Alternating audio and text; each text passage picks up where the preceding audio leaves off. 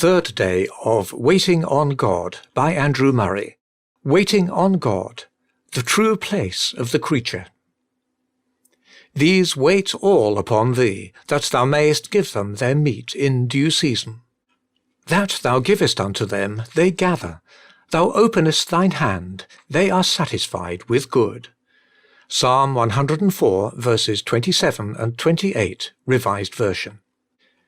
This psalm, in praise of the Creator, has been speaking of the birds and the beasts of the forest, of the young lions, and man going forth to his work, of the great sea, wherein are things creeping innumerable, both small and great beasts. And it sums up the whole relation of all creation to its Creator, and its continuous and universal dependence upon Him in the one word, "These all wait upon Thee." Just as much as it was God's work to create, it is His work to maintain. As little as the creature could create itself is it left to provide for itself.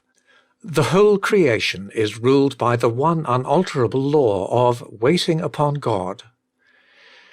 The word is the simple expression of that for the sake of which alone the creature was brought into existence, the very groundwork of its constitution. The one object for which God gave life to creatures was that in them He might prove and show forth His wisdom, power, and goodness, in His being each moment of their life and happiness, and pouring forth unto them, according to their capacity, the riches of His goodness and power.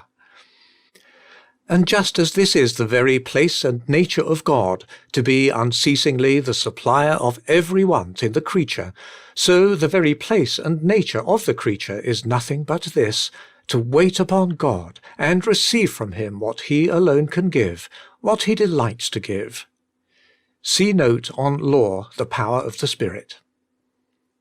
If we are in this little book at all to apprehend what waiting on God is to be to the believer, to practice it and to experience its blessedness, it is of consequence that we begin at the very beginning and see the deep reasonableness of the call that comes to us.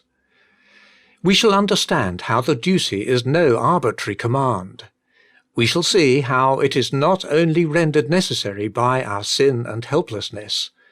It is simply and truly our restoration to our original destiny and our highest nobility, to our true place and glory as creatures blessedly dependent on the all-glorious God. If once our eyes are opened to this precious truth, all nature will become a preacher, reminding us of the relationship which, founded in creation, is now taken up in grace. As we read this psalm and learn to look upon all life in nature as continually maintained by God Himself, waiting on God will be seen to be the very necessity of our being. As we think of the young lions and the ravens crying to Him, of the birds and the fishes and every insect waiting on Him, till He give them their meat in due season, we shall see that it is the very nature and glory of God that He is a God who is to be waited on. Every thought of what nature is and what God is will give new force to the call, "Wait thou only upon God." These all wait upon Thee, that thou mayest give. It is God who giveth all. Let this faith enter deeply into our hearts. Ere yet we fully understand all that is implied in our waiting upon God, and ere we have even been able to cultivate the habit, let the truth enter our souls. Waiting on God, unceasing and entire dependence upon Him is, in heaven and earth, the one only true religion, the one unalterable and all-comprehensive expression for the true relationship to the ever-blessed One in whom we live.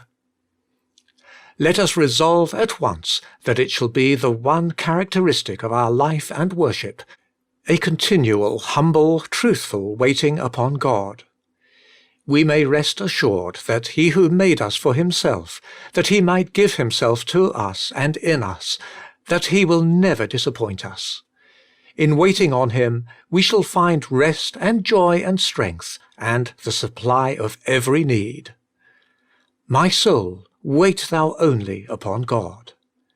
End of third day.